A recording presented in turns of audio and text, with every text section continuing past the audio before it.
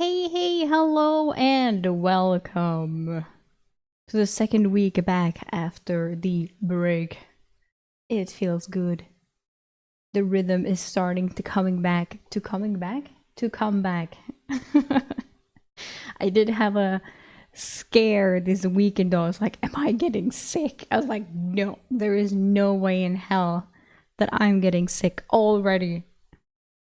Because I sneezed, right? And then the top of my mouth just hurt so fucking much. And I was like, ah. And then I thought, maybe I'm getting sick. Because I also very, very briefly, safe distance, met a sick person. I had an interaction, so I was like, fuck.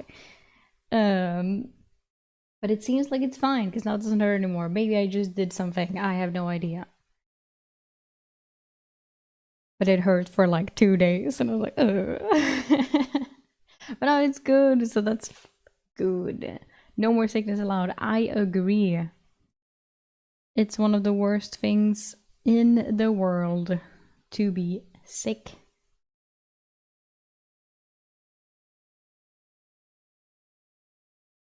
No more, please.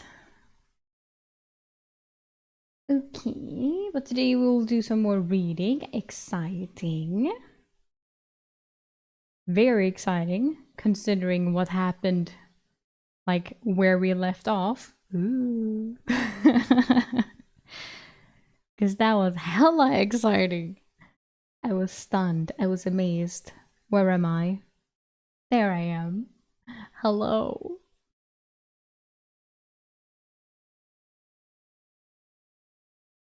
There I am.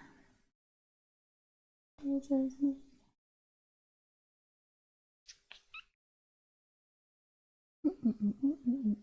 I have done like nothing else this weekend but play PoE 2. Because the league, the new league, I can finally play minions, and it feels the best so far. I know that like everything else sucks that isn't Deadeye and bows and lightning, but I was like, I will play minions because that's also viable. And I'm not playing hardcore this time. I was like, I will chill. And I've finally done my second ascension, the Val ascension. For the first time, I never cleared the... actually never finished the challenge, Ascendancy. So I was super happy about that. I was like, yes! Finally! My first character who did it! Oh, so now I'm in the new Act 4, Calgar from PoE 1, and I'm excited. And I picked up my Val guards. An Asarek or whatever the fuck it's called. And it's nice. Enough talking about PoE. Well, if I didn't talk about PoE, I would have said that I played WoW, because that's what I did before.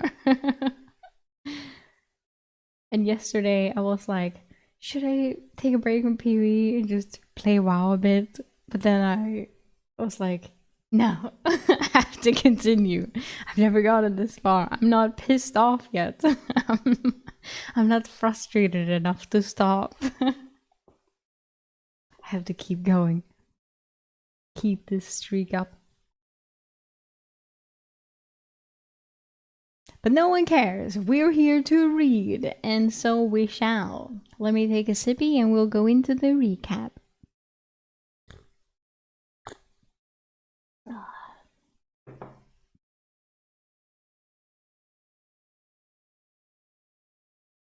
Last time on A Soldier's Life, we learned that Constantine used to be a hound and can move objects. Eric almost gets turned into a death dog. Castile joins Eric in the bath and tells us her backstory and that she doesn't vibe with the Emperor. The Barduradians use weather spells to create a smoke cloud so they have the advantage in the battle. Castile tells Eric that she has been spying on him for a very long time and tells him that she knows that his dimensional space is larger than he says, and that she thinks that Eric is an other-worlder. What? The craziest thing ever. She just like, by the way.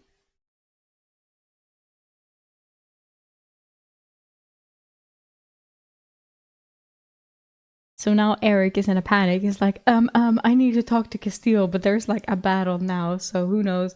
Imagine if Castile dies. But then, oh, no, that wouldn't do anything.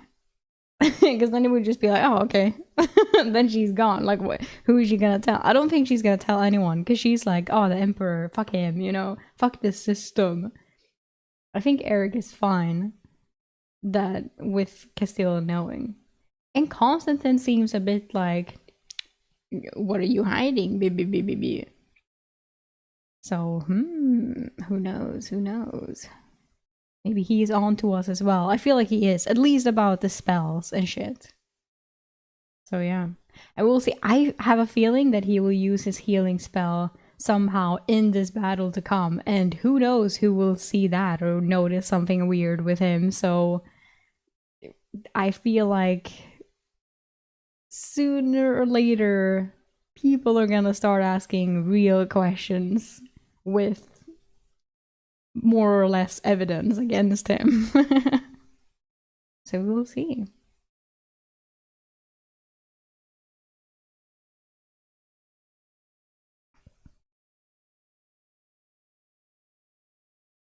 Chapter 51. The Outer Wall. I remained on the wall, the cool night air evaporating the sweat from my body.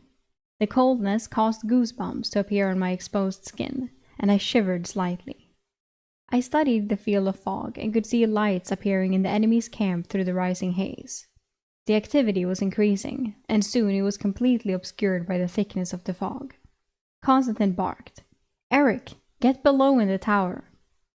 I looked around me, and a dozen of the regulars were on the wall. 8 had simple longbows.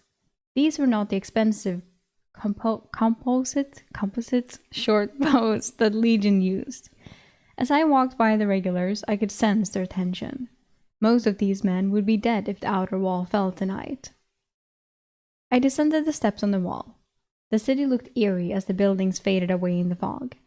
I entered the tower to find everyone spread out in the room, catching some nap time.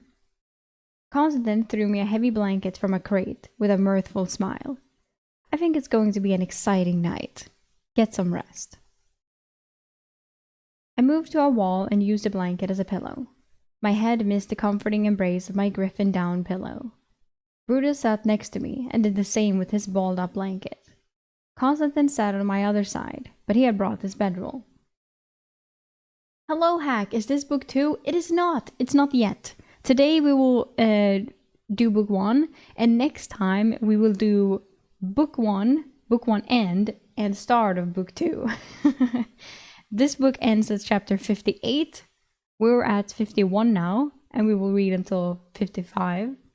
So next time we will read 56 to 60, aka the second book's first 2 chapters.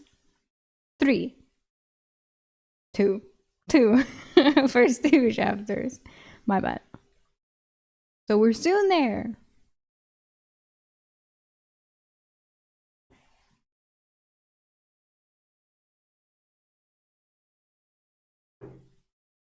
Hello, Maziek. Okay, thank you so much for dropping by, though. I appreciate it. I hope you enjoyed the VOD, and I will see you next time. Whenever you're caught up. But nice to see you here regardless. Thank you, I appreciate it.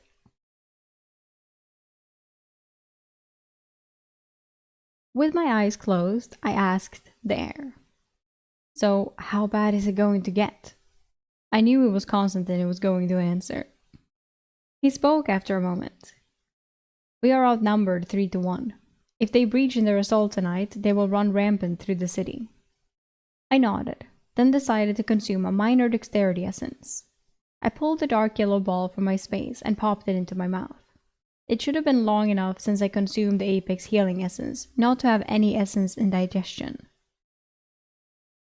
Constantine rasped, "You're just taking that now?" I racked my brain for an excuse. I was like, is he doing this in front of them? That's crazy. I guess he is. I was like, no, he's probably sneaky about it, but they just didn't say. But I guess he didn't. I was thinking of selling it. My nerves in my hands and feet started tingling with electricity. But with the coming battle, I thought it best to use it now. I added, but never opened my eyes. "I told you earlier about fortifying attributes," Constantine said. "I do not know if you have consumed a dexterity before, but you are young and fit right now. Try and get at least 1 essence for each physical attribute before you get too lazy." His voice was laced with wisdom and mirth at the same time. Brutus asked, "How long does an essence fortify an attribute?" Constantine answered on my other side, "Years. At least a decade from my experience. Castile's last lieutenant, Dante, they just share a name, who retired, saved a dozen minor essences of constitution in his time. He thought he could hold off old age if he took 1 every 6 years. Oh, no." Brutus had some disbelief in his voice. Would that actually work? Stay young forever with essences? I assume not. Constantine laughed. "No, but it does help you fight off disease and illness. You still age normally, but Dante thought otherwise." The conversation continued between Brutus and Constantine, but focused on spear tactics. It was an information exchange about techniques employed when fighting multiple foes. I tried to pay attention, but my eyes closed and I fell asleep. I was awoke by the tower rocking and dust drifting down. "Catapult!" was shouted from above. A shout came down the stairs. 10 bundles of waste arrows. It was Delmar's voice, and I jumped up to grab 2 of the imperfect arrow bundles. 6 of us responded, and we brought 12 bundles up the stone stairs. In the tower, our company archers were blindly firing into the fog. The tower rocked again as I went to fill Regis and Pavel's arrow barrels. Castile was standing and staring out into the fog. I was heading back down the stairs when Gregor's voice from the neighboring tower bellowed. "Now, Castile!" Castile looked agitated at the border, but pulled a scroll from her duster. I peered at the scroll from behind her. It was layered with spell forms in silver metallic ink, way too complex for me to fathom. Castile channeled her ether into the scroll, and a still breeze formed from behind us. It increased to a massive gale as Castile's hair whipped around her. The archers' hair under their helmets also blew in a mess, but they did not stop firing. The fog rolled back toward the army camp like a wave of white. The land below us was being revealed, with the strong light of the blue moon now visible in the sky. There were dozens of enemies below with scaling ladders. Delmar yelled down the stairs, "Switch arrows! Bring up the good stock!" I heard activity and waited for the men to rush up with the better arrows before descending. Our archers started targeting men 150 yards from the wall. Blaze, our best archer, was just pulling and releasing. Although I lost arrows in the low light, I could see the lead men carrying ladders stumble and break their stride. Adrian hissed, "We used our trick too early." A sweating Castile rasped back, "I know, Gregor is a fool. Get what kills we can before the fog returns." Castile was focused on something else with her magic, but I could not tell what it was. The tower shook, and Delmar announced, "No need to fear. The stonework is reinforced with ether, but if you see one of those rocks coming at you, duck." This got some chuckles from the archers. And me. Adrian directed his best archers at certain targets to slow the advance. In the other tower, Gregor yelled again, "I have a mage! Straight away from the gate, Castile!"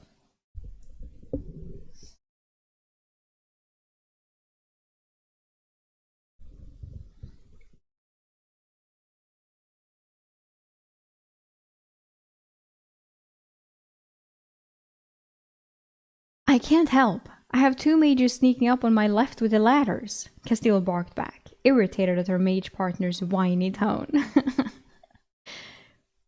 "Griffin!" A shout rang from the right, and all eyes scanned the sky. I could see it, a milky black shape flying high above, out of arrow range. Now it was diving on us, approaching quickly. Blaze yelled, "Castile, give me a boost. It will be within range soon." Castile paused her actions to cast her wispy black tendrils around an arrow Blaze was notching. A ball of fire appeared, highlighting the griffin and the rider as it dove toward the tower. Castile quickly waved her hands and clapped, and the light vanished. I dispelled the fireball. "Now, Blaze!" He aimed for a couple of heartbeats, following the griffin, which was trying to escape after its failed attack. He unleashed the arrow, and the large dark shape let out a piercing cry and began to plummet rapidly. "It's going to crash into the city," Blaze announced, then returned to firing out onto the scaling ladders. Delmar swung around and noticed me standing there, watching the action. I thought I was going to get yelled at for not doing anything. Instead, I received orders. "Eric, take 2 others and make sure the griffin and its rider are finished," he barked, returning his attention to the approaching army. I turned to obey. Just before I descended the stairs, a 3-foot boulder slammed into Regis, crushing him, and continuing into the city with him plastered on it.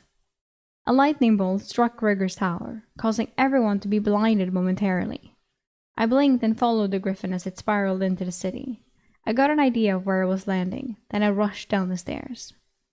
I quickly looked around and picked 2 men with spears next to them. "Brutus and Felix, with me! We have to confirm a griffin and its rider are dead." I rushed out the door, and the 2 made to catch up with me. Exiting the tower, I oriented myself and I waited for the 2. I moved at a light jog, figuring the quicker we got there, the more disoriented the beast and rider would be from the hard landing. Felix was next to me. If it landed on a roof, it would be a pain to get up there. Brutus sidled up next to me on the other side. Did Blaze shoot it down? Why are you asking? What does it matter? I asked with my eyes focused ahead, figuring out where to go. The streets were empty, but large wooden barriers and alleys were ready to be deployed, which hindered us from taking shortcuts. We have a large silver waggard on whether or not he would shoot one down. They're betting? Brutus admitted. You owe him the silver. There, I pointed. A large creature struggled in the dark shadows of a narrow side street. Close zones out, I said, racing forward. The griffin... the griffin...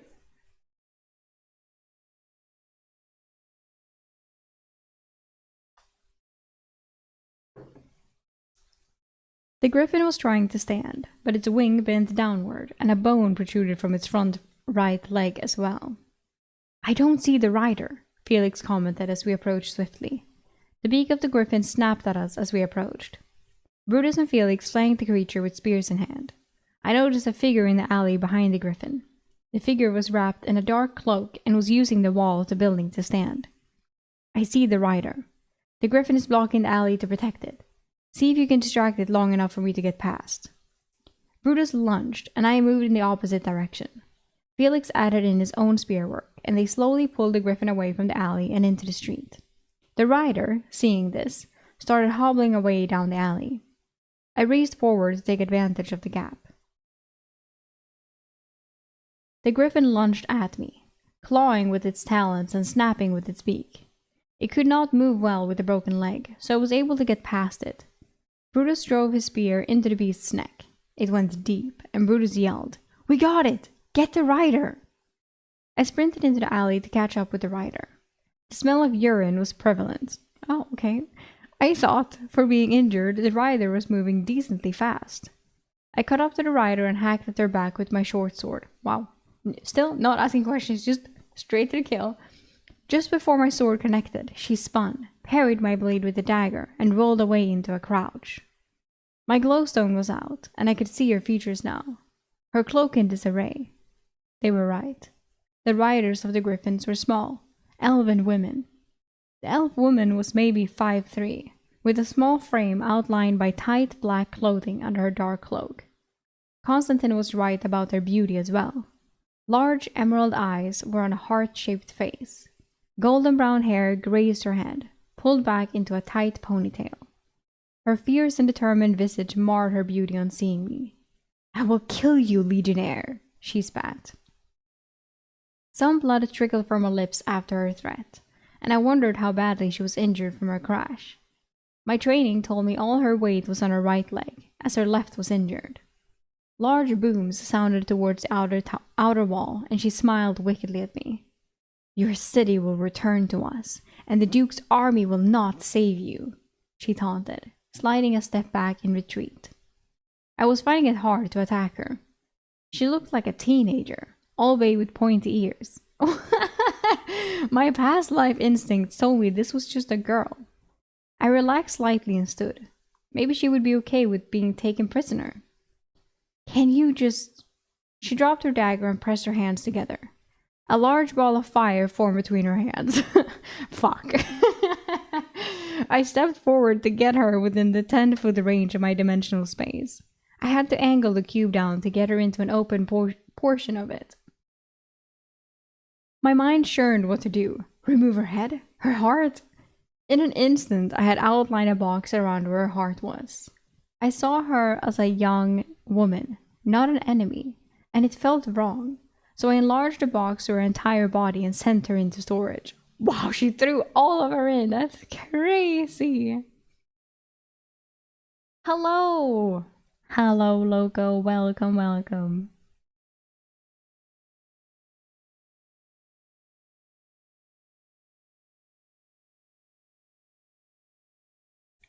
There was a brief tug-of-war moment as she resisted going into the shape, but she vanished. Wow. As expected, my ether bottomed out, and I got slightly lightheaded from emptying all my ether. Well, it worked. But what was I going to do with an elf girl trapped in my dimensional space? Elf in a box, yes. Long time no see, yes. Did you stop reading Shadow Slave? Oh my fucking god. Yes, I stopped reading Shadow Slave because of legal reasons. Because I don't want to be in any legal issues. Shadow Slave is no more. I post my thoughts on Shadow Slave chapters on my Discord server. Feel free to go read them there.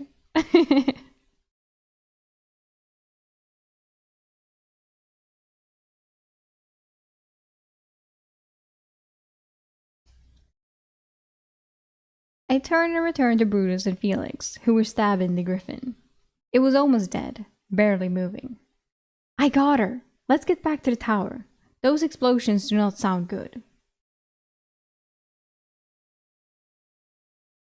Pull a caption / disclaimer, right? I'm so tired, dude. I feel like this will never end. That's why I will leave this shit in this video once again and just be like, can please, people. It's been so long. I think Cascade Sunny is way better right now. They have always been. What are you spinning, dude? Forever known as the Shadow Slave streamer. And I don't mind that. I'm happy about that. I'm proud to be the Shadow Slave streamer if that would be the case. Really. But people have to understand that it's been so long now, it's sadly over.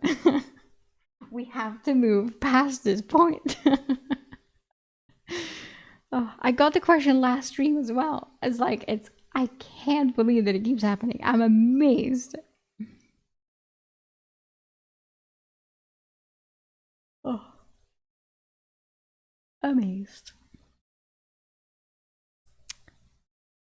Injured men were already retreating from the outer wall as we entered the main thoroughfare from the Trader's Gate. We went against the crowd, but quickly found our company carrying Castile away from the tower. Constantine spotted us. Back to the Legion Hall. The enemy has too many mages. We fell in with their company, but I noticed we were 3 men short as we ran from the outer wall. Aw, rip Regis at least. We do a poll at the beginning of each stream and wait if someone will ask again. Definitely. Will someone ask about Shadow Slave today? Everyone would just say yes. Oh.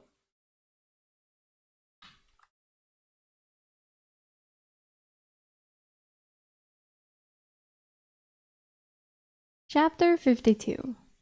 Bad news. I quickly found out Castile was being carried. Oh. Not because she was injured, but because she was exhausted. Okay. The only glimpse I got of her was of sunken eyes that were a struggle for her to keep open. I tried to figure out who was missing as we moved to the Legion Hall.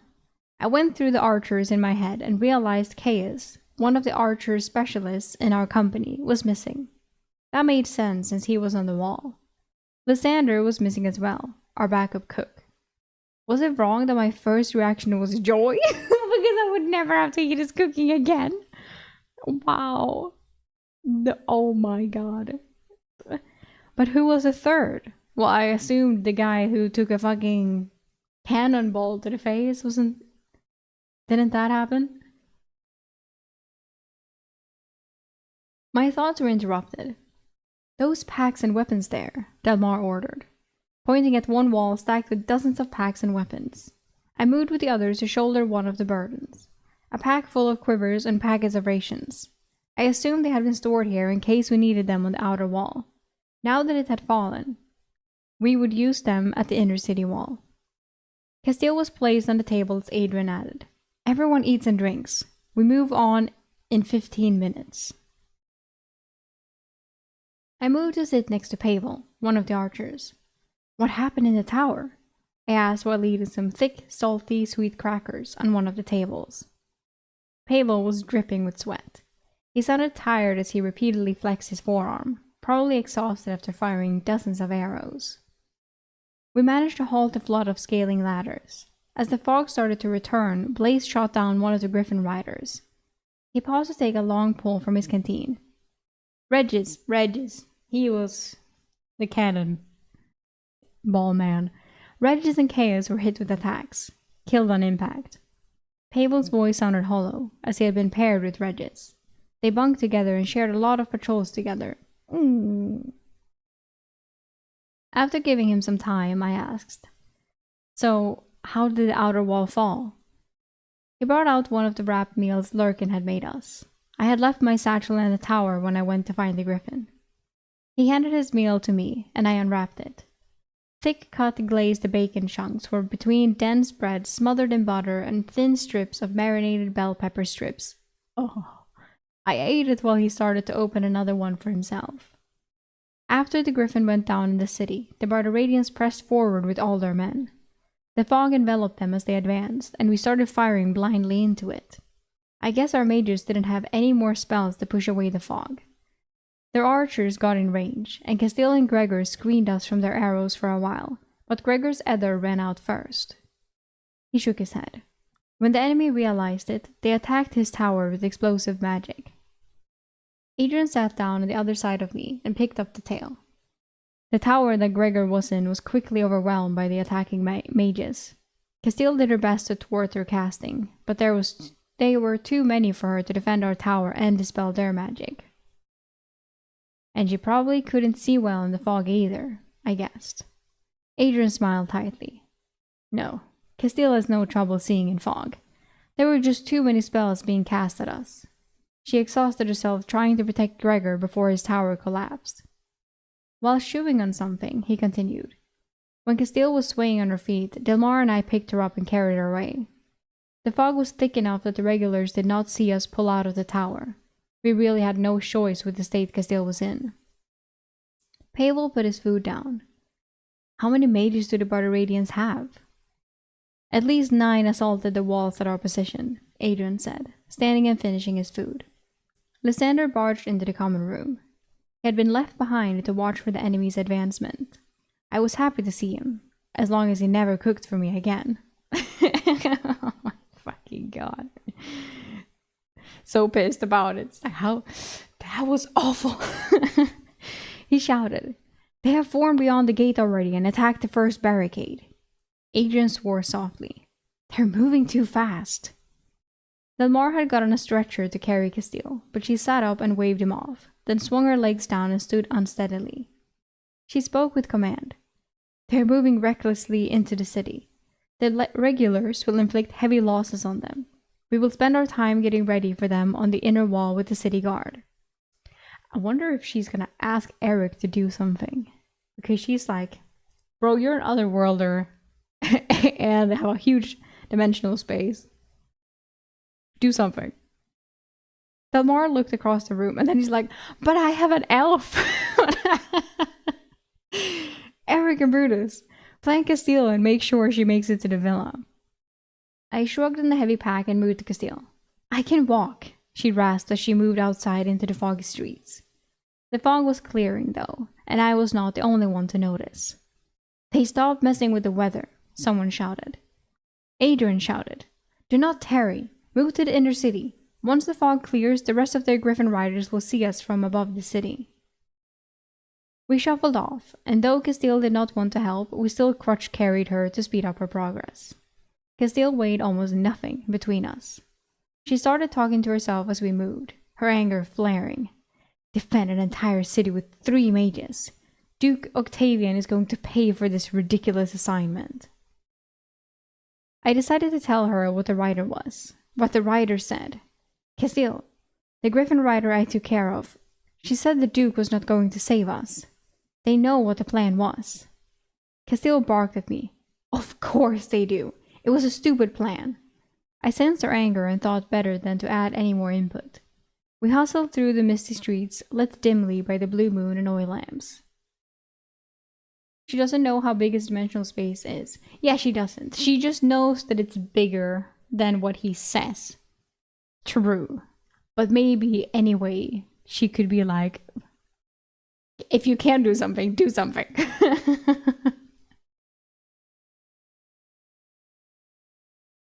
I noticed a few groups of soldiers and city guards starting to pull out more barricades.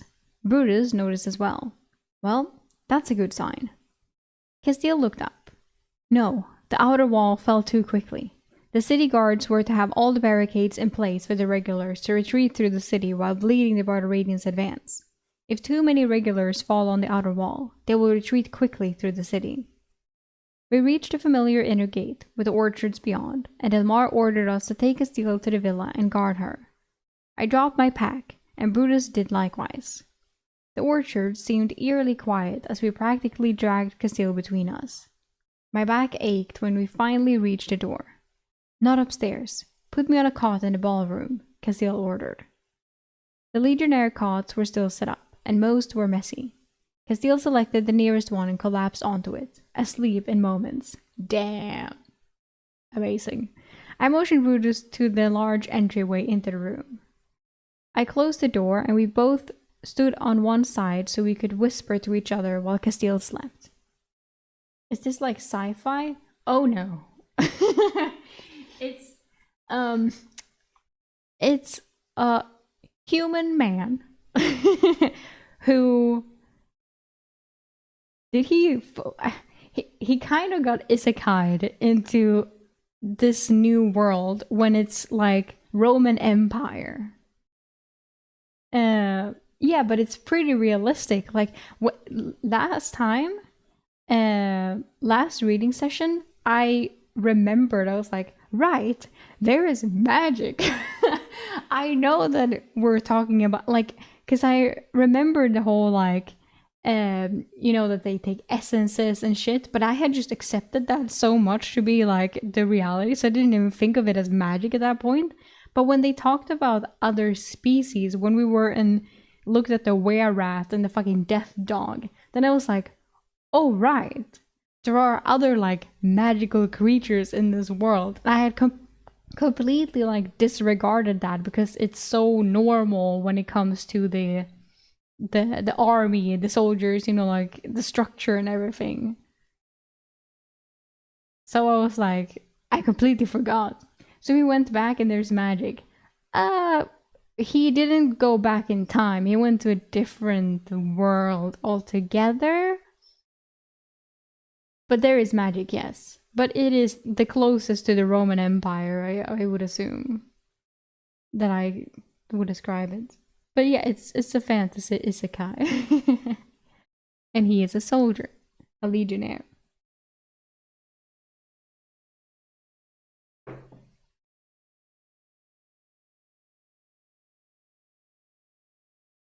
I get it. Nice. It's good. It's very good. She fell asleep. How long will it take her to recover her ether? Brutus asked me.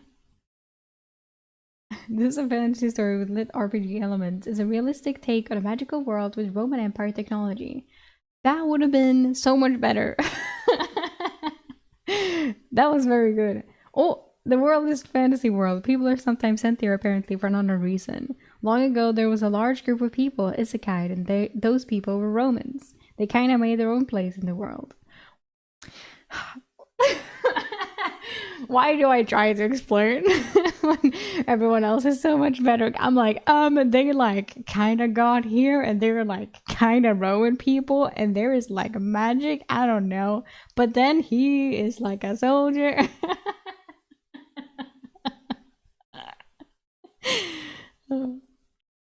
Yes, thanks. But yeah, you're way better than explaining than me. I will leave it to you. Oh no, he's hiding that he is from another world. He does not want people to know. They fight and magic sometimes. Oh, and they also eat apples and there's a horse. And we like the horse and it's cute and we named the horse. I cannot remember what we named the horse, but it was adorable.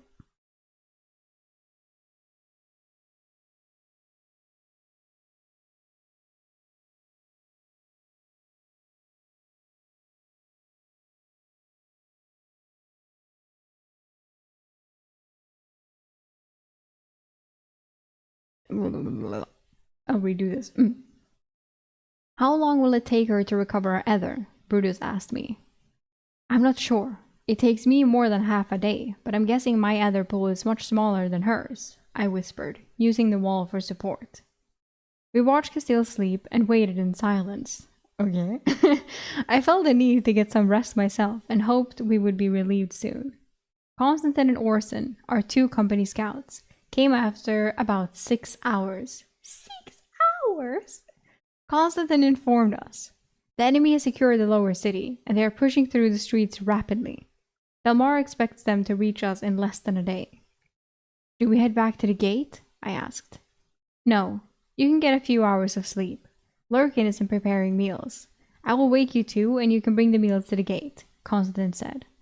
I started to head toward my room, but Constantine grabbed my arm. Sleep in here, Eric. I don't want to be yelling for you if I need you. Yeah, I would also be like, I will stay here. I'm scared.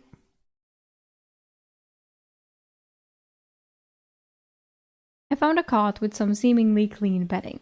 It even had a pillow, unlike most of the others. I started to remove my armor, but Brutus tapped my shoulder and shook his head. Bro, they're like right outside the door. There is no point for you to take off the armor.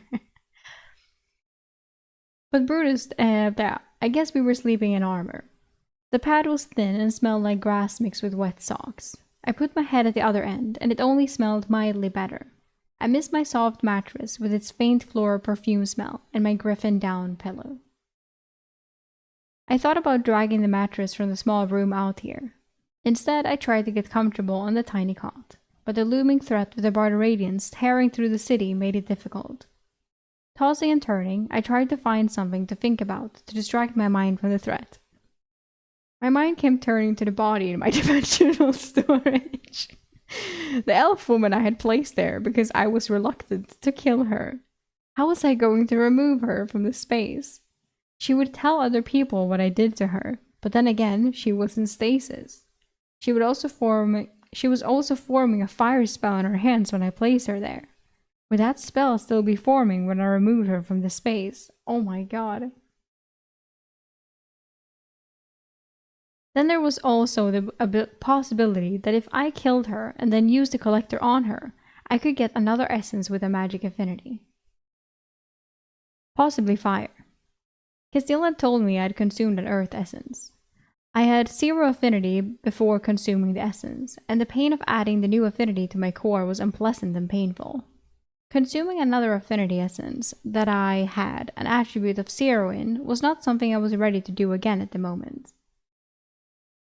I don't know when I fell asleep, but it was not enough. Orson shook me awake. Help Lurkin bring meals out to the men at the gate. Send back 4 to me to get some rest.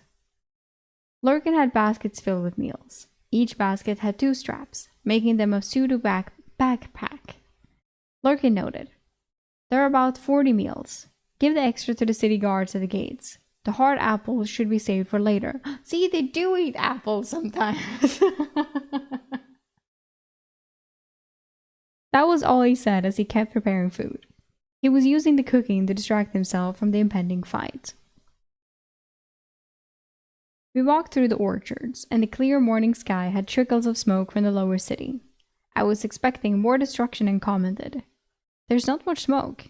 Maybe the enemy isn't pressing." Sure. Brutus shrugged. Their mages are probably keeping any fires under control. They want to capture the city as intact as possible. The less damage they do, the happier the civilians will be when they assert their rule. That made sense. We brought the food into the tiny gatehouse room, where a half-dozen of our company were sleeping. Our entry woke them, and they decided fresh, cooked food was more important than sleep. As the men took the food, I went to the gate. 2 barricades were in front of the gate, and most of our men were behind the second one. At the top of the wall, the parapets were narrow, just a few feet wide, and 4 of our archers were up there. Adrian was nearby, so I informed him. Orson said to send 4 men in to rest. Castile is still sleeping. He nodded and sent Matteo, Felix, Colm, and Lysander to the villa. Where do you want me and Brutus? I asked, looking out into the quiet city streets. A barricade was about 200 yards down the main street, with men in city guard uniforms standing behind it. Second barricade here is fine. Once the Barbaradians reach this position, we will hold the gate to let the regulars and city guard retreat into the orchards. We will fall back to the citadel ourselves. I don't think we're going to be able to use the aqueduct to escape. Why? My voice cracked from being dry and surprised. Oh, sorry. Why? He pointed up, and I saw 5 griffins circling high above. They probably only have scouts on the route, but as soon as the griffins see us, they will send their cavalry to intercept us. Can we not leave in the cover of darkness? I asked hopefully. Hello, Mr. Snowy. Sorry I'm late. This is my first time on one of your lives. Well, welcome! Welcome, welcome, welcome. Appreciate it. This is the live. Thank you for coming here. I hope you enjoy your stay.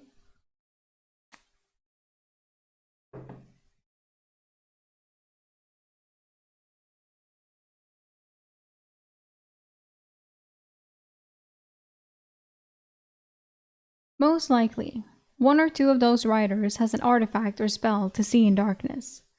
The word from the regular army general is they are scouring the city for the drowned griffin rider you killed. Where did you leave the body? I'm surprised they have not found it. Huh? I said heavily. Why? Was the elf someone important? One of their general's sisters. Oh, this is gonna be an issue. Or at least, that's what the cryptic message from the soldiers indicated when he reported a few hours ago.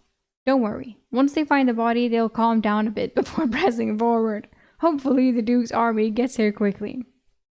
Of course. The elf I had trapped in my dimensional storage was the sister of the general. And now he was scouring the city to find her and seek vengeance against the soldier who killed her. Well, no one did, so no vengeance needed. Right? Oh, how are you gonna explain this, Eric? How are you gonna fucking fix this? Is it like, I guess she didn't die. I thought she did. It grew wings and ran away. Flew away. Exactly. I don't know how an elf works. Eric, please. Chapter 53. The General. Oh. A tall, muscled elf walked through the partially destroyed Trader's Gate, his mithril helm, an heirloom of his ancestors, framing his stern face. General Cleland Glavian paused. Cleland Glavian.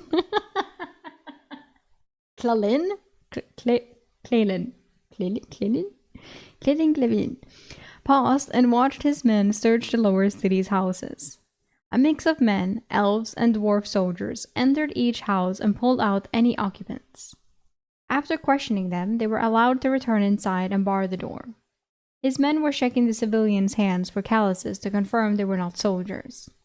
Those in doubt were taken to the camp outside the walls. It was an imperfect method, but much quicker than bringing in a truth seeker for each suspect. Damn. Much of the city would be secured long before the Telian Duke arrived. Clayland's mages were already fortifying the outer walls to welcome the Duke when he arrived with his army. He walked further into the city, the faint odor of smoke and ozone, heavily laced with dampness, hanging in the air.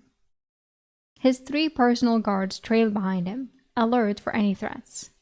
A human soldier raced toward the general, causing his guards to tense. He gave them a hand sign to relax as he recognized the soldier. General Glavian, the downed griffin is not far. If you follow me, I will bring you to it. His heart ached, and ignoring the sweat stinging in his Stinging his eyes, he followed. The walk was short, as promised, and he soon came upon the corpse of the griffin called Moonclaw by his sister. He knelt and petted the soft feathers along the neck of the beast, a gesture he had performed countless times before when visiting his sister in the rookery. Moonclaw, the runt of the clutch, had grown into an impressive mount for his sister and had been incredibly docile for his species. I feel so sad that the griffin is dead now. No, Moonclaw! Easily the friendliest griffin he had ever known. No! Why wasn't he an asshole? Why didn't he peck at the griffin babies or something? Stole their food. Anything. Oh. The guards and the soldier allowed him to grieve. His elven clan, the Glavian, had left the elven kingdom of Essenham almost 1,000 years ago. The Essenham elves had failed to see the threat of the Talions, but his father had. The Talions were prejudiced against all non-human races. So, his father had migrated to the Barbaradian kingdom, and his descendants had served in the military ever since, fighting the Talions. For those with the Glavian name, fighting the expansionist humans was considered a rite of passage. He had objected to his younger sister joining the Griffin Riders. Raelia should have served as a minor mage or assisted at the war college. The front lines were not for her, but Raelia had wanted to fly, follow her brother, and contribute to the never-ending war. She possessed remarkable empathy and some skill with magic, air and fire being her strongest attributes. Well, okay, so she's not gonna fucking die. He's not gonna kill her, but like, what's gonna happen? Ugh. Cleland, one of his guards, who had been inspecting the scene, broke his focus. Cleland stood. Have they found her body yet? His guard, an old elven friend named Alar, shook his head. Her blood trail went into this alley and further up the street, then just disappeared. Maybe she grew wings. So there's still a chance. The general allowed his voice to crack slightly, licked his lips, and swallowed. Why do you lick your lips? It's creepy. Alar gave an indecisive look. The legionnaire we captured told us they were without a healing mage, and we cut off their access to resupply before more healing potions could be sent, he inhaled. The griffin clipped that building there, he pointed, and crashed hard into the street. The hard landing would have seriously wounded her. She carried some healing potions, he added hopefully. Cleland finished. If they took her prisoner, they would have seized her potions, and then she probably wouldn't last long. One of the griffins scouting above landed not far away, and the rider dismounted and approached the general. The fog has cleared, and it's going to be a difficult path through the city with the barricades. No signs of your sister, but the remaining legionnaires are at the inner city wall. The general nodded sharply. So there is only one mage remaining. For the legion, yes. We have 7 non-combatant mages from the civilians rounded up already, Alar answered next to him. The Griffin rider added, the weather mages have inconvenienced the Duke, and we surprised them with how quickly we took the city. They should be able to slow the Duke's army and give you at least 2 days to secure the city for its defense. The rider waited for an order. Cleland nodded, still distracted. After your mount is rested, pass word and keep an eye out for the remaining mage. That is our last true threat in the city. She managed to frustrate our contingent of spellslingers during the assault. He gave it a brief thought. I'd prefer to see her captured for public execution, but if she endangers our mages, end her. Damn, end her. The Griffin rider nodded and returned to her mount. Alar, show me where the trail stopped. Alar nodded and led the general, trailed by the other 2 personal guards, to the small street.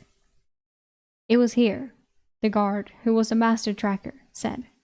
I searched the area and not a trace of blood anywhere past this point. Mage Phineas has been summoned, General. Mage Phineas? The illusionist could replay whatever happened here. Ooh, okay. Yeah. Did he really want to see his sister's fate played out before him? He had lost 2 brothers to the never-ending war. He nodded and waited for the mage, inspecting the likely place where his sister had been killed. Squads of his soldiers protected his position by stationing themselves at the intersections. Mage Phineas arrived. He was a balding, middle-aged human with a slight stutter. But he also had excellent illusionist skills and some clairvoyant affinity. When combined, he could replay scenes that happened in a particular area less than 3 days past. Alar instructed him. Set the area of your spell from here to here. Ooh, this is exciting.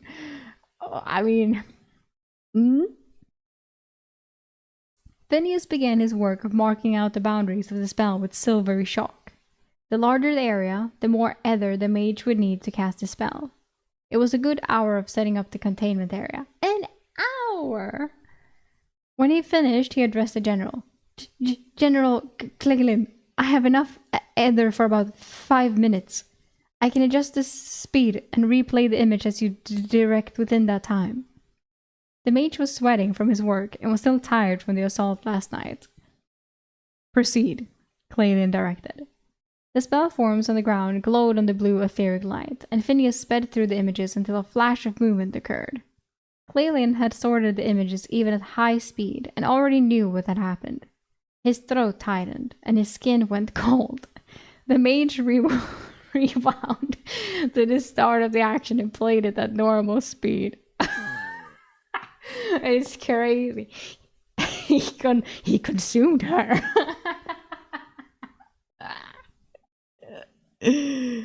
Oh. Like, I can just see them screaming to, like, the Legionnaires, like, release my sister at once! Within that Legionnaire over there. And Eric is like, what? Relia was fleeing down the street. Her leg was broken and she was bleeding from a head wound in her mouth. She either had bitten her tongue or had internal bleeding. Alar offered unhelpfully. She must have bit her tongue on the landing. A look silenced his friend, as the general no longer needed his input. The fate of his sister was known to him. Because I'm like, they could definitely use this to their advantage, like as a hostage, you know? Like, I have her, blah, blah, blah, blah, blah. But then Eric also has to confess, so it's like, which one is he gonna choose? I assume confess, since we already have Castile like, bro, I know your storage space is bigger than you say. So, I don't know. Phineas slowed the image and watched as a Legionnaire entered the area and attempted to slash Relia in the back. Relia spun and defended herself masterfully. She had one of the best combat senses of any soldier he had ever seen. She smiled and began speaking to the Legionnaire who had pursued her. Phineas' magic did not give sound, just images. But Cleglin smiled as well, knowing the vehemence with which his sister would have yelled at the Legionnaire. Even with her dying breath, she would oppose the Telian Empire. The images were clear and lifelike. Freeze it, mage, Cleglin ordered. He moved into the spell's area, carefully stepping over the silver shark lines, and studied his sister's face, frozen in time. Rage on her face directed at the Legionnaire, probably from losing Moonclaw. She loved that griffin. Stop! Stop! I'm already sad. She loved that griffin more than anything else in this world. She had been reckless as the enemy mages cleared the fog. Griffin riders were never to engage the enemy, only scout and deliver messages when magic sending was not available. She had flown too low to the gate tower to give reconnaissance.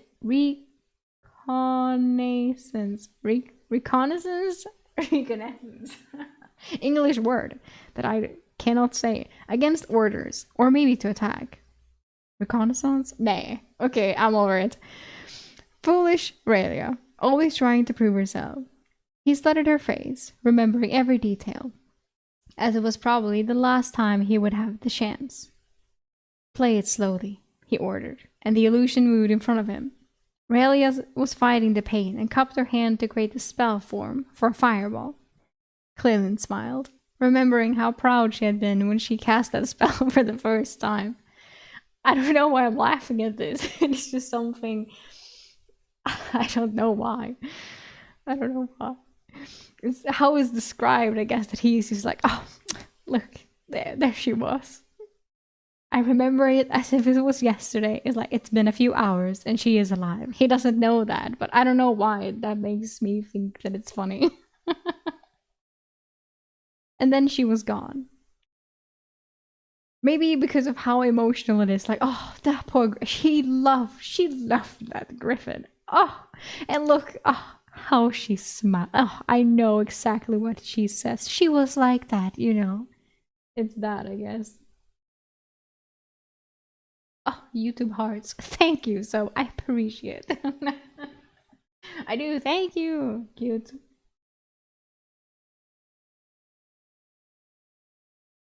Slow it down. Play it slowly. Blah, blah, blah. Proud she was. First time. Fireball. And then she was gone. He spun on the mage, about to ask him to rewind the spell, but the legionnaire was still there with a pained look on his face. Phineas paused the spell again so the general could study the image of his sister's executioner. He stepped in front of the legionnaire, a tall human with sweaty black hair peeking out of his steel legion helm. He had brown eyes, a square jawline, and a look of disbelief on his face. Rewind and replay again, mage, he ordered Phineas. The mage obeyed, and Clayton studied the legionnaire as his sister repeatedly disappeared behind him, replaying the actions of the killer in front of him. Finally, the spell expired, Phineas exhausted of ether. He turned to Alar and his other two personal guards. We have a very dangerous enemy, a legion soldier with the spell form from the void magic affinity. His voice was hard. Void magic had erased his sister from existence, and he would have his vengeance. Alar turned and announced to the dozen captains about the general. His range should be limited, so when your men find him, do not get within 20 feet. The other two bodyguards nodded, as did the captains of the other units nearby. Alar asked the general, "Do you want me to handle this?" Clayton considered the request.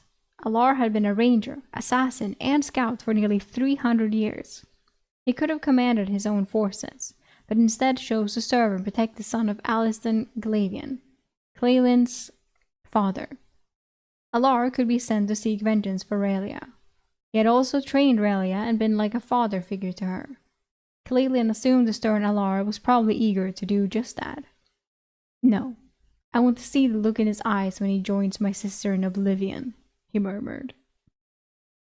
"But if you kill Eric, you kill your sister. Dun, dun, dun. Maybe that's what Eric is gonna say. If you kill me, you'll kill her. What? She's alive in me.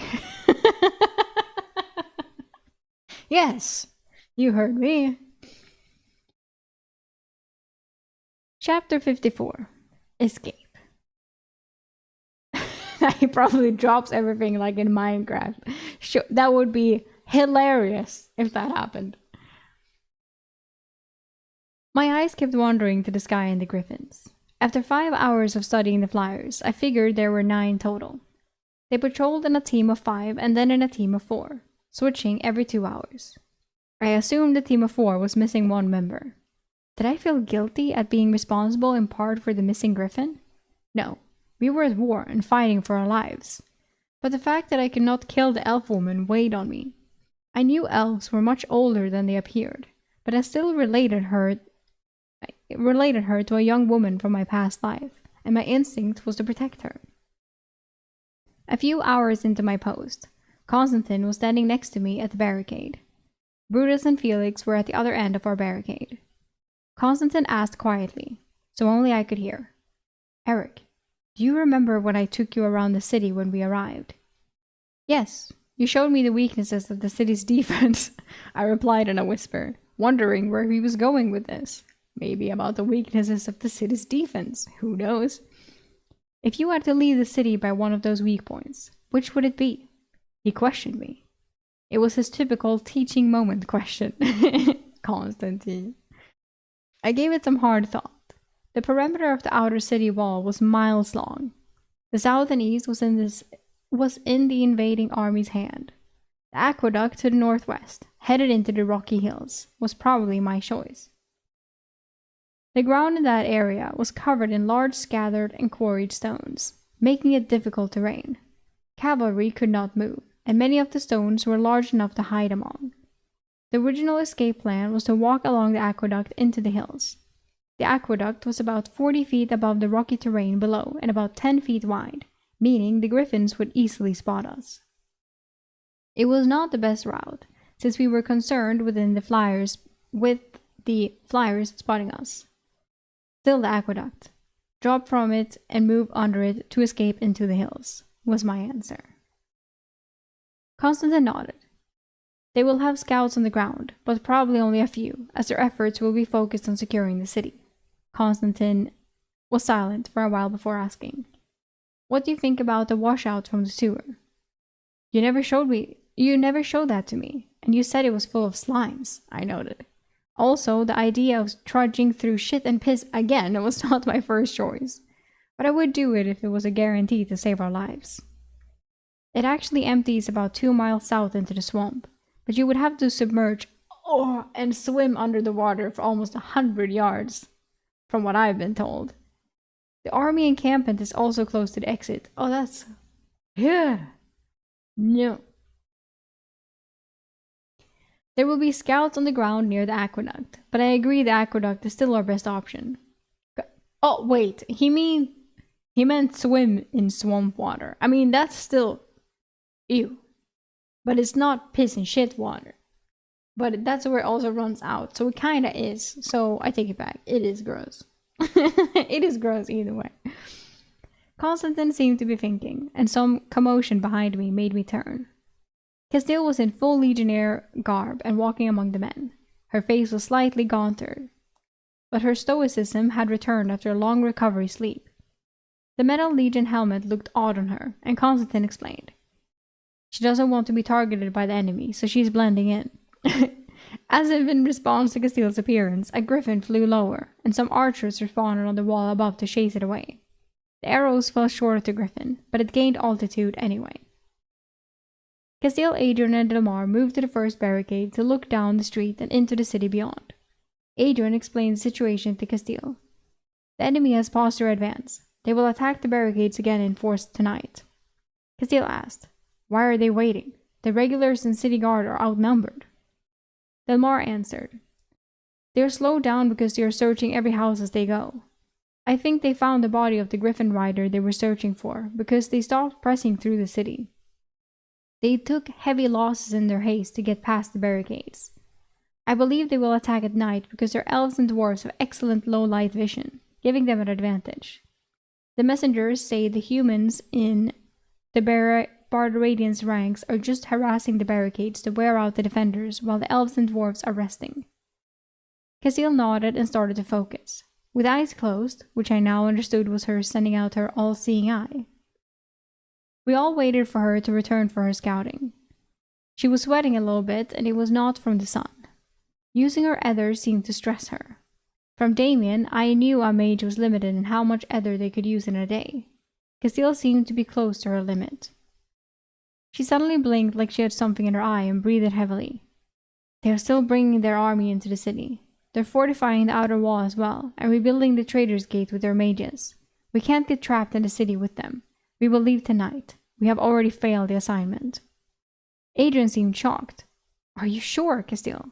You might be named a coward if we leave before the inner city walls fall. Duke Octavian will use that against you." "As soon as Durandus got himself killed, this assignment was doomed to fail," Castile said sharply. "What are our options for leaving the city tonight?" she asked the men present. Adrian called for Orson, the other scout, to join them at the barricade. Brutus, Felix, and I were in the background while Castile, Adrian, Delmar, Constantine, and Orson discussed the company's options, close enough to overhear.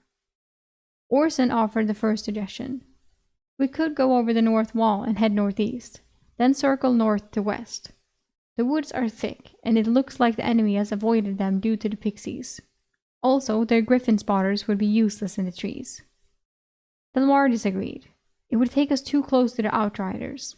They would surely spot us and send cavalry to pursue us. I don't want to be running on foot through those woods at night. The pixies are bad enough, but running on foot from men on horseback would make it a terrible flight."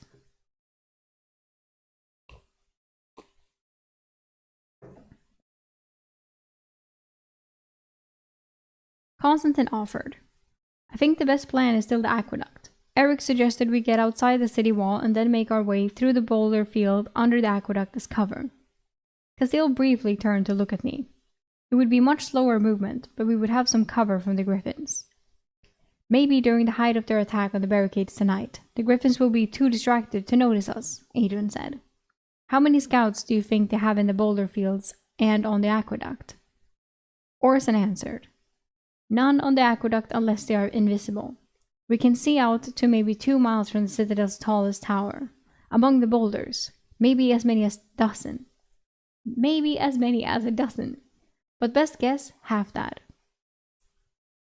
We could hide in the sewers and hope the Duke retakes the city, Constantine offered. At least it will be defensible. Castile had a sour look, and no one else looked thrilled at the prospect either. Whether that was because we would be in the sewers, being essentially cornered, or relying on the Duke to rescue us, was not voiced. I couldn't hold my tongue any longer and asked, What about the regulars in the city guard? Are we just leaving them to defend themselves? A half-dozen upper city guards were at the gates behind us, mixed with our company, but out of earshot. The group all turned hard eyes on me. I guess my input was not welcome. Castile explained it to me. The regulars will be taken prisoner and sent back to work camps in the Barbaradian Kingdom. City guards will be made to work in the city doing repairs, but will eventually earn their freedom after a few years. That has been the Barbaradian policy. Castile stepped close to me and looked up into my eyes with a hard stare. The captured legionnaires and legion mages of the Empire will be executed publicly. Castile let that sink in before adding, We are a symbol of the Italian Emperor and need to be made an example of by showing our defeat publicly. That was not something they mentioned in the brochure when I signed up. I gripped softly. I had thought the absolute worst-case scenario would be that we would surrender and be prisoners of war. Castile ignored my comment and asked the others, How many of Gregor's men reached us? No one laughed. So sad. Adrian pulled out a slip of paper. 11. 7 combat capable and 2 in rough shape. They are all in the citadel now, recovering. Castile nodded. Leave them there for now. If we use the aqueduct escape route, we will collect them then. Can the 2 injured men move? No, Belmar answered. One has a shattered leg, and the other has some head trauma. They brought a few of their simple healing salves with them, but used all their healing potions. We would need stretchers to get them out. Castile pursed her lips at the news. She seemed to be considering her options, looking down the street. The aqueduct it is. At the peak of the fighting tonight, we will move to the citadel and climb down to it. I can screen us for a few minutes from the Griffin riders while we descend to the boulders. Make sure the men are well rested.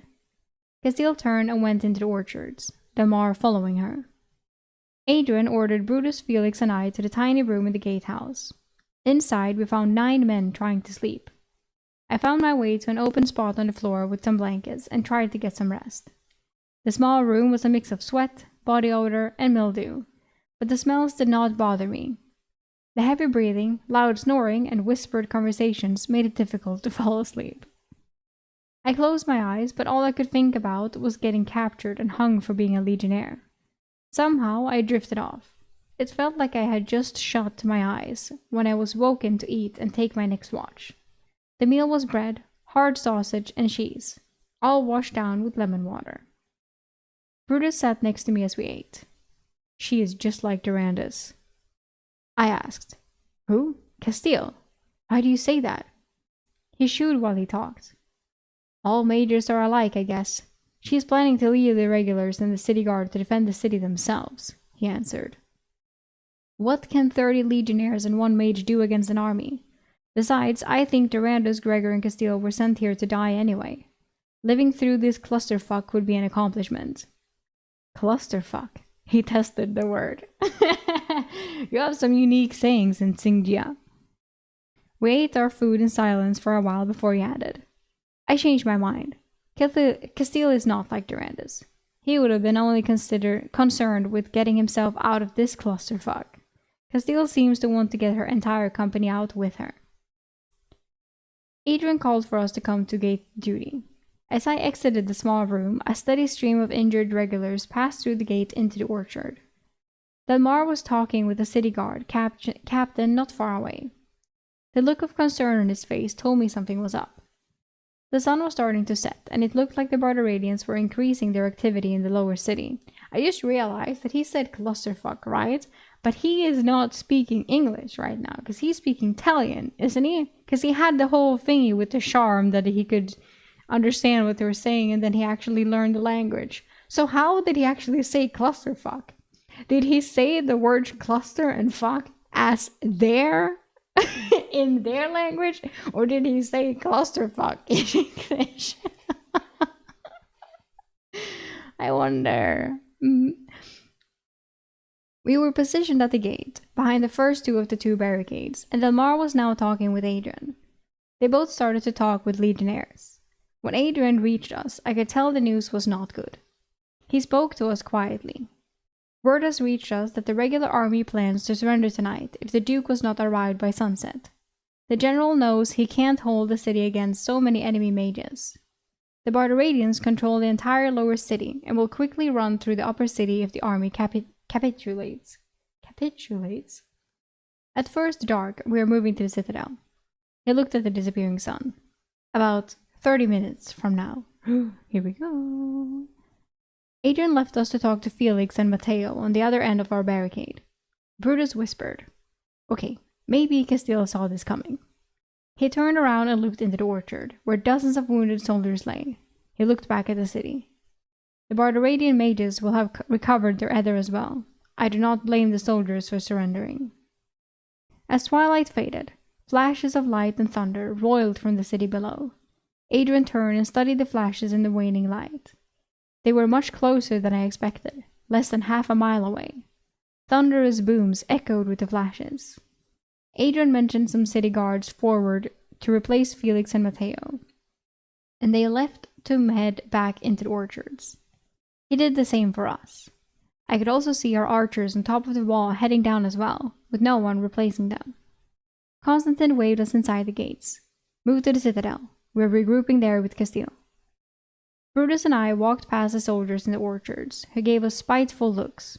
It was obvious we were retreating, giving up on the city. I felt guilty about it myself, but knowing the army was likely to surrender soon, I let the guilt wash off. These men would be taken prisoner, according to Castile. If I was captured, I would be hung publicly. We entered the citadel and followed the others up the stairs into the large audience chamber. A raised throne dominated one end of the room. Massive glowstones lit the chamber in silver sconces. Scones. Castile was walking slowly around the chamber, Delmar by her side. The remainder of Gregor's men were stirring from their bedrolls, getting ready to leave. I recognized a few faces from Dorando's men who had joined them. Castile moved to check on two men who had not risen. She gave the one with the bloody head wrap a potion from her robes. Even from the distance, I knew it was a lesser healing potion. She must have been saving it for herself. Everyone was assembled after 30 minutes. Men brought in our packs and set them against the far wall. As the legionnaire to whom Castile had given the potion stood, Castile turned to everyone. We're going to move to the aqueduct and make our way out of the city. I will be able to screen us from above for a few minutes. The goal will be to move to the damaged section of the aqueduct outside the walls and descend the ropes. We will follow the aqueduct to the reservoir and then make haste to connect to the Duke's army. Delmar stepped forward. We expect the army to surrender shortly, which means the city guard will follow shortly after. Haste is important. Strip Artorius of his legion gear and bring him to one of the chambers. We can't carry him. He will have to tell the Barbaradians he is a baron's son. He indicated to the man with the shattered leg. One of the men quipped, See, Artorius? You have a tower fall on you, and before you know it, you are first citizen and telling us what to do. A few of the men chuckled to make him feel better, but we were leaving him behind, and it would not take much for the enemy to figure out he was Legion. He was Legion. It was a death sentence. Thank you so much for the follow, Mr. Snowy Peak. Thank you, I appreciate it. Welcome over to Twitch from YouTube.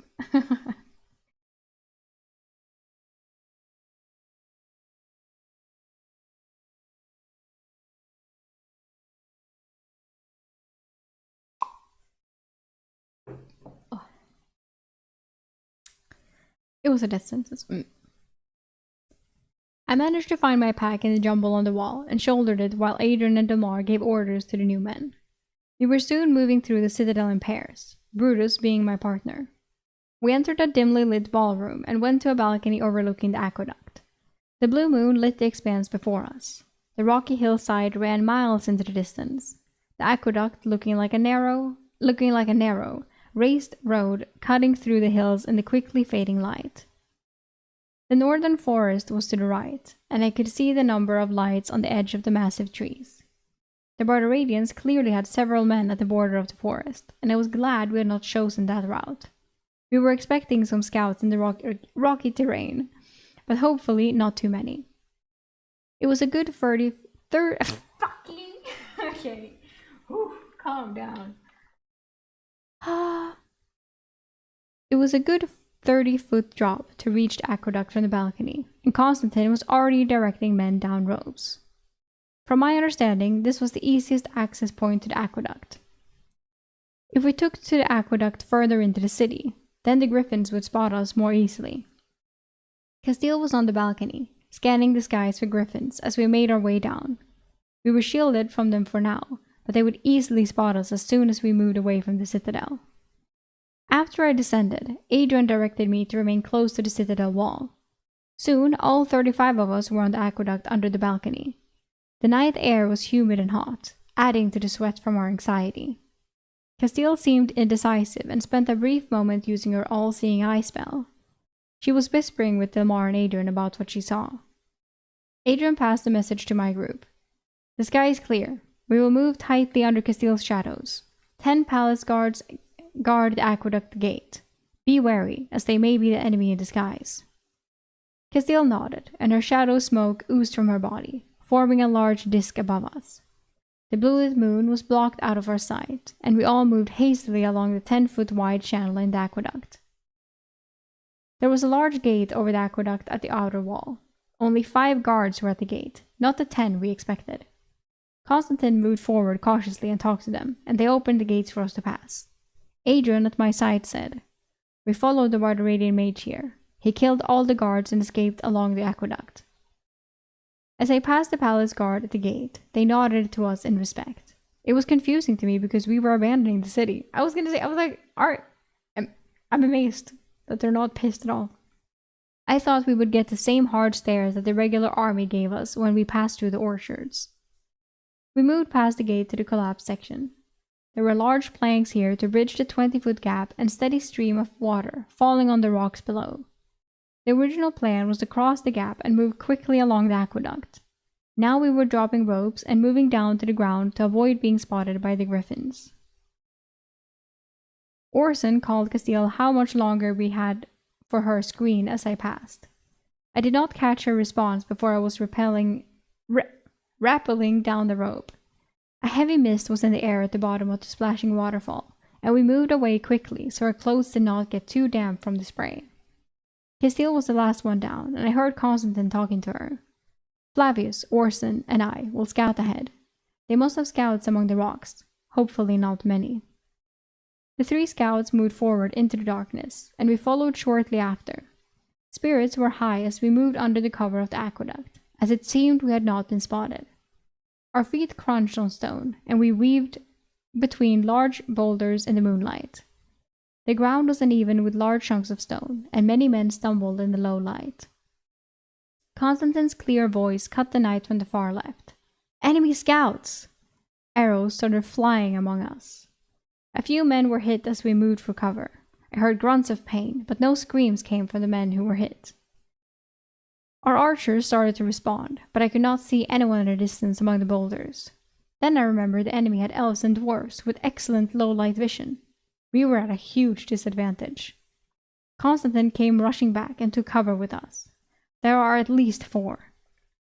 Flavius arrived shortly after as well. Orson is hit. He's 20 yards out. Adrian barked loudly at everyone. "We can't stay here. They'll get reinforcements. We have to move." As if in response to the urgency, a bright white pyrotechnic burst in the night sky above our position under the aqueduct. This was a clear signal to the Barbaradians of our position. Brutus rasped, I hope they're not. I hope they're too busy in the city to give a clusterfuck about us. He really like the clusterfuck. I did not take time to correct his usage of the new word I had taught him. We had other things to worry about. Oh. Hopefully they don't give a clusterfuck. Oh, so cute.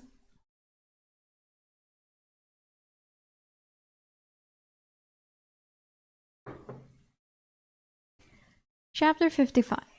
Desperation. The flash in the sky was definitely a signal. Oh, really? It made it bright enough for me to see that 3 men had arrows in their torsos.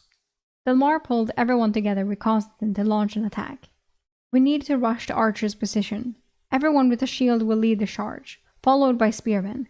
Blaze, try to pick them off as we advance. Blaze, our best archer, looked eager for the challenge.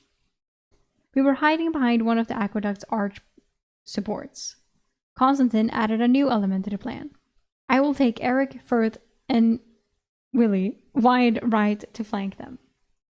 We spent only moments dropping our packs to ready ourselves, and I asked Constantine, "Why do you want me?"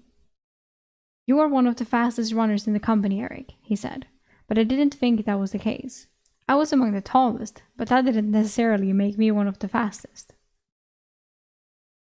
As we prepared, Linus used the healing salve he must have gotten from Gregor's men to close arrow wounds. It would not heal internal damage, but it would at least prevent them from bleeding out. The main shielded force moved out as I disappeared around the corner of the aqueduct support with Constantine and the other men. As we heard arrows hitting shields, signaling our main force's charge, Constantine picked up the pace. In the moonlight, I noticed Orson in the open, his body at an awkward angle. I moved away from our group and paused to check on him, letting the other 3 get ahead. Orson had 3 arrows in him, 2 in the chest and 1 in the neck. He was definitely dead. Another comrade lost. I raced to catch up with Constantine, as the direction of the fight was easy to discern. An arrow whizzed by my face from the right, and I took cover behind a rock. Even with the blue moon's brightness, I could not see further than 50 feet.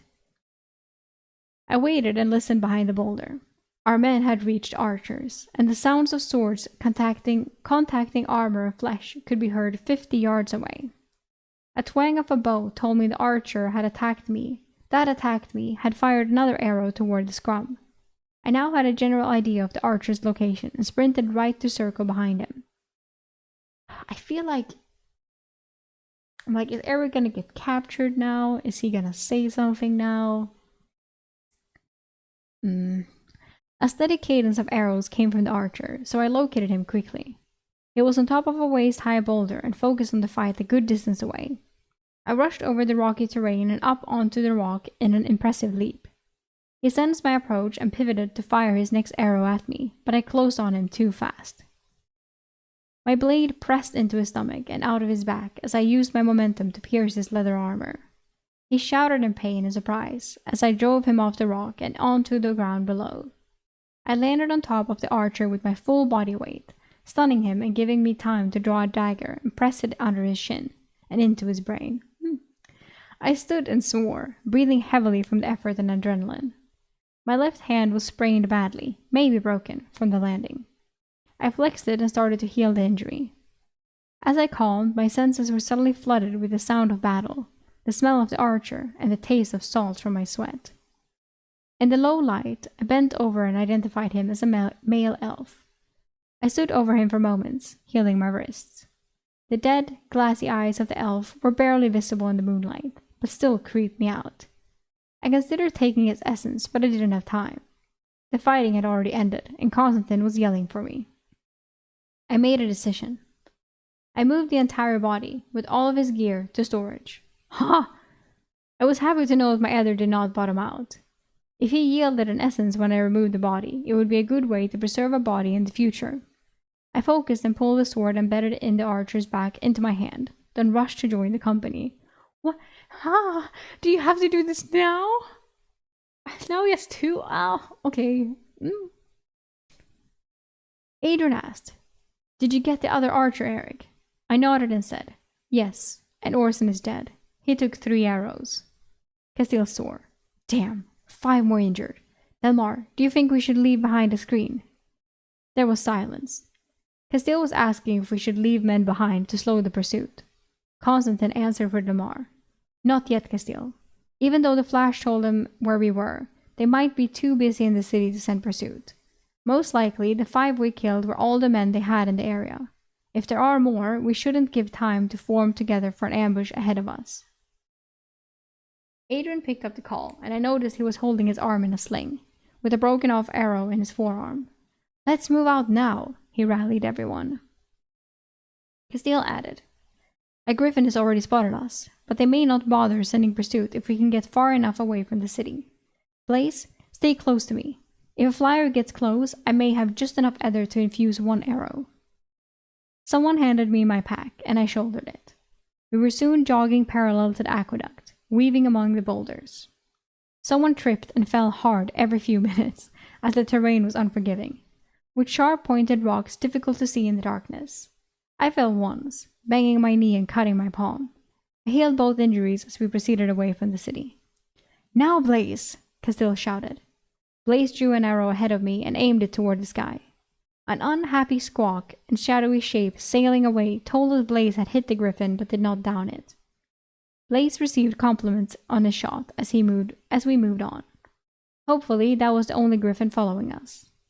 Our route was obvious though, as we were following the aqueduct overhead. As our run progressed, a lot of men were starting to flag. Delmar called, "Short rest! Scouts to check out our trail behind." Flavius and Constantine moved away from the group to check behind us. I sat heavily on a rock, took my canteen from my pack and drained it. Bert scolded me. "Eric, you should have saved some of that. We have hours of running left." I nodded, but knew I had plenty of water in my dimensional space that you can now not show anyone because someone saw. Dude, Eric is getting sloppier and sloppier, I swear to God. Castile, Adrian, and Delmar discussed whether we should take time to climb the aqueduct. The stone was generally smooth, but 2 of our men carried a rope with them. While I rested, I looked into the sky. "They're up there," Ferd said, watching with me. I could see a shadow blocking the stars, barely lit by the waning moon high above. Then a second shape. Yeah, they're not letting us go. Most likely, if the griffins are tracking us, they sent a sizable force after us. Constantine returned first and went to talk with Castile and Delmar. Adrian was in discomfort, but listened in. I was too far away to hear or see their faces clearly. Castile abruptly announced after their conversation, "Rest is over. We're moving on. We're moving now." Flavius caught up with us as we moved out, and I asked, "What did you see behind us?" Flashes of metal in the moonlight over a mile behind us. 100 men, all on foot by Constantine's estimation, he said as he moved past me. Oopsie. No rest was called for the next 3 hours, and I got a turn helping to carry Lurkin's stretcher. There were 4 of us. It was painful work as we were forced on a path through the stone field because we were each tied to the other 3 men. My body took the abuse. Stubbed toes and partial stumbles, and the uneven load caused severe spinal pain. No one complained though. Lurkin had got an arrow in his hip and could not walk. There had been no discussion about leaving him behind. Because of the food. Oh my god. We rotated our carrying positions every 15 minutes, giving me a full hour on the task. I was not tired, but other men, especially those who only had their wounds closed and not healed, were starting to fail. Willie was first. He stopped, knelt, and spit thick phlegm. Ugh. He had taken an arrow in the shoulder and could not use his left arm. As Willie knelt, so did Matteo to check on him. Constantine was in the back and called, "Halt and rest. Castile, I will check on our pursuers." I looked up and could no longer find the griffin shadows above us. I had not noticed the moon's blue light leaving us as the night progressed, and we only had starlight now. Sitting, I studied a large boulder. Maybe I could hollow it out with my ability and hide inside. I could make a tiny access at the bottom. It would bottom out my ether and leave me cornered if found, but I also did not want to abandon my comrades. My pondering stopped as Constantine returned, and I made sure I was close enough to overhear the conversation. "They're trying to run us ragged. When we reach the reservoir, they will probably close in to finish us off. We should slow down and rest while they give us a chance. Adrian grimaced, holding his arm, as he asked, "Do you think they have men already ahead of us?" Constantine did not answer for a moment, thinking. Unlikely, but possible. The terrain is the same throughout these hills. I do not see why they could have gotten ahead of us at our pace. Could the griffins have ferried men ahead of us? Delmar asked. I have never seen a griffin carry 2 riders before, Castile said, but it's a possibility. If I'm quick, I have enough ether to scout behind and ahead of us. Delmar grunted heavily. Castile, it would be nice to know if we can hold positions and stand a chance of fighting them. Castile nodded, and we waited for her to return from using her spell. I looked at the men around me. Maybe 20 were uninjured and fully capable of fighting, and those 20 were tired. 15 minutes later, Castile returned from her scouting. There is an elven general and 30 men in light armor about half a mile back with him. They are resting like we are and leading the pursuit. There are another 100 or so men in heavy armor and at least 2 mages 2 miles behind them, but they're moving slowly. I managed to check the reservoir as well. No brighter radiants are waiting for us, but there is a long, narrow climb to the stone caldera. Caldera? They must want us badly to pull so many from the city. Is that the general who was searching for his sister, the griffin rider? Maybe they know Blaze shut her down, Delmar said, piecing it together. Yeah, it's Blaze. Would not be me. No. Maybe the regular city guard already surrendered, allowing the general to pursue us. Castile added bitterly. If he wants vengeance, he will not stop chasing us until he has it. I mulled over this information. Would the general let us go if I gave him back his sister? It seemed like a far-fetched idea. Maybe I could just fall back and release her from my space, and the confusion of finding her would give us more time to get away. It was probably a stupid plan. Yeah, no, do that. I want to see it. I missed the rest of the conversation as they debated what to do. Castile announced to everyone. We are almost to the reservoir. There is a narrow set of carved stone stairs that can be easily defended. There is a difficult path around the reservoir, but our best chance will be to use the aqueduct to give us the high ground. We will make our stand there. I think the company was happy that an end was in sight. The quicker we get there, the more rest we will get before the fun begins. An energetic Constantine yelled, his bravado motivating everyone to pick up the pace. We reached a narrow stone stair. Castile had not been kidding. It was extremely steep, and the steps were narrow, no wider than a foot. Is this the only access to the reservoir? Delmar asked. Constantine replied. There used to be a wooden tower here, but it collapsed centuries ago. How do you know that? Delmar asked, perplexed. I like history, Constantine said. Did you know this Did you know? Now he's giving us no, now he's started. Did you know this reservoir was formed when Constantine of the First Legion destroyed the stone mountain that once stood here? The rocks we have been navigating are the debris from the explosion. They were used to build the city and the aqueduct. Castile was exasperated. We can talk history later. But it was Titus, not Constantine, who destroyed the stone mountain. She corrected Constantine. Damn! Get fucked! Constantine smiled at Castile's retort, and the mood lightened slightly. Adrian barked. Injured up the steps first, aka him then. Lurkin was first, using his arms and forcing himself up quickly. He paused and addressed the group below him. These steps are treacherous. Eric, do you still have the butter? Castile quickly put it together. This is a good plan. You can be the last one up and grease the steps. Delmar turned to Brutus. Eric is going to grease the steps. Hang back with him and let him know if you see anyone coming while he works. Still in pain, Adrian announced. Archers, get to the aqueduct to help cover Eric while he works. Somehow, I had just been made rear guard. Again. Brutus voiced his displeasure as everyone climbed the narrow, smooth steps, saying, Be quick, Eric. The steps are exposed, and enemy archers will have an easy time of targeting us.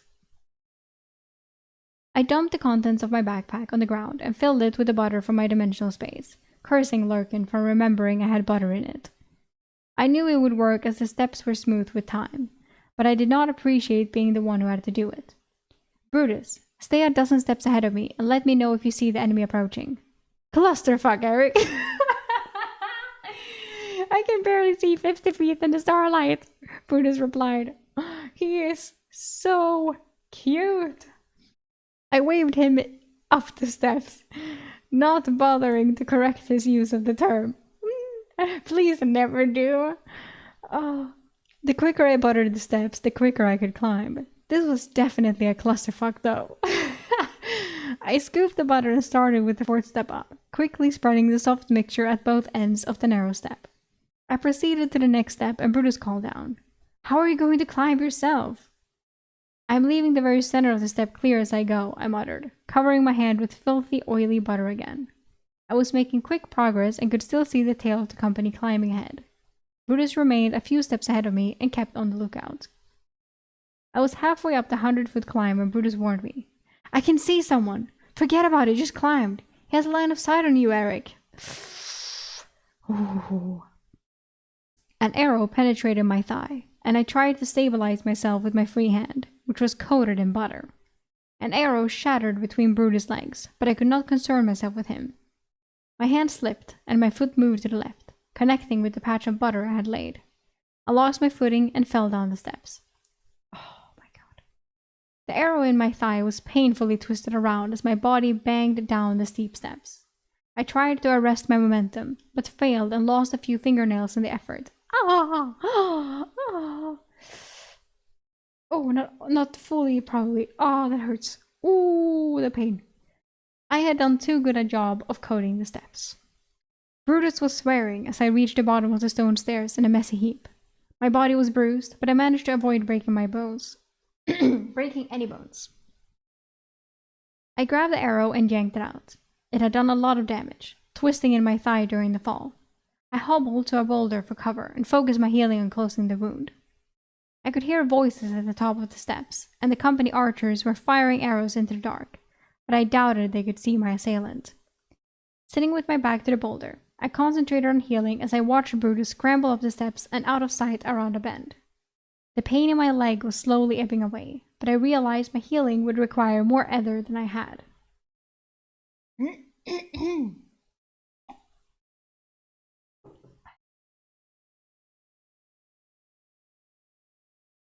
I stopped the healing. I stopped the healing with less than half my ether remaining. I could hear the company far above preparing. I tested my leg and I could move it, albeit stiffly. Now, this was truly a clusterfuck of epic proportions. The only good news was I could hear Constantine's voice from the aqueduct. There's only one advanced scout, Eric. Take him out and climb the steps. It was more bravado and false hope on his part. I drew my sword, facing the cliff with the stairs and trying to listen, but my heart was beating too loudly in my ears.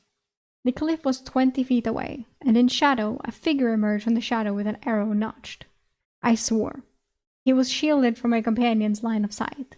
I needed him to lure him within 10 feet of me to kill him with my dimensional space, and I had no ranged weapons accessible. The shadow spoke in heavily accented Latin, surprised. You are the Void Mage. I was confused by my pronouncement. I am not a mage. The shadow spoke again. I think General Glavian is going to want to finish you himself for killing his sister. Just wait patiently, Legionnaire. He will be here soon. I'm sorry, but I actually have somewhere to be, I joked, and I think the shadow smiled. I focused my effort on the one possible ranged weapon I had. I did something I had never done before and moved an object in my dimensional space, turning the elf girl around to face away from me. So the elf is gonna shoot the ball?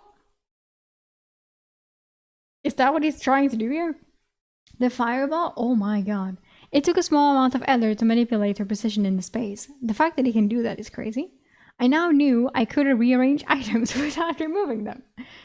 I rasped like I was still injured and asked, was the general's sister the Griffin Rider? Yes, the elf shadow said as I materialized her right in front of him. The light of the fireball she had been forming lit the area brightly. Oh my god. The elf girl released the fireball she had made, and it exploded between the two elves. The elf scout was thrown into the cliff face, and the elf girl toward me. The elf girl was dead or unconscious at my feet. Her face was badly burned, and her hair was smoldering. Wow. Not so innocent looking now. I could stay here and try to use the elf as a hostage, or climb the greased stairs and join my companions. I hobbled to the stairs and began to climb carefully.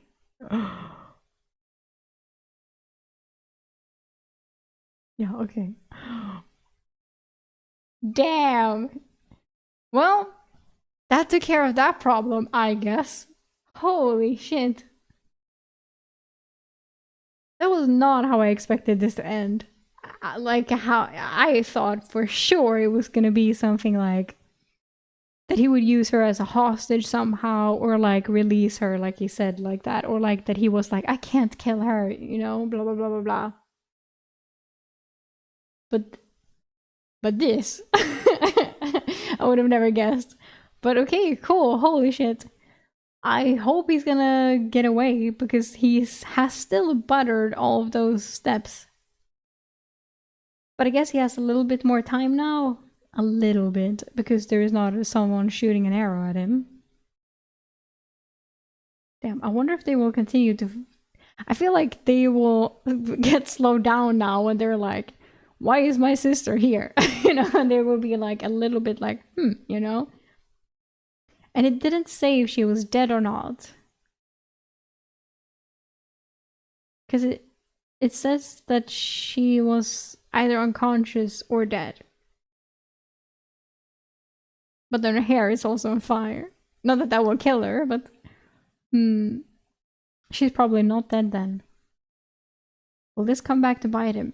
Probably. But I guess we will see next time. Shit's interesting. Now there's like, where are they gonna go? I have no idea. What's gonna happen? Where are they going? And what is gonna happen when they get there? How are they? Oh, so many things. And book 2 next time. Book 2 next time.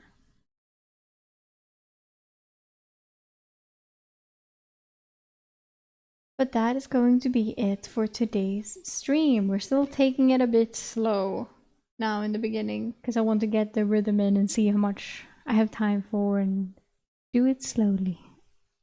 Slow and nice.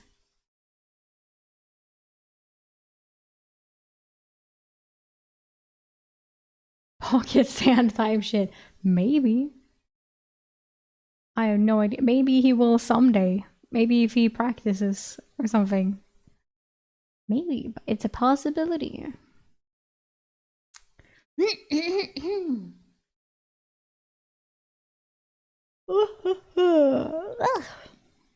But yes, that will be it for today's stream. We will start some wawas and say goodbye.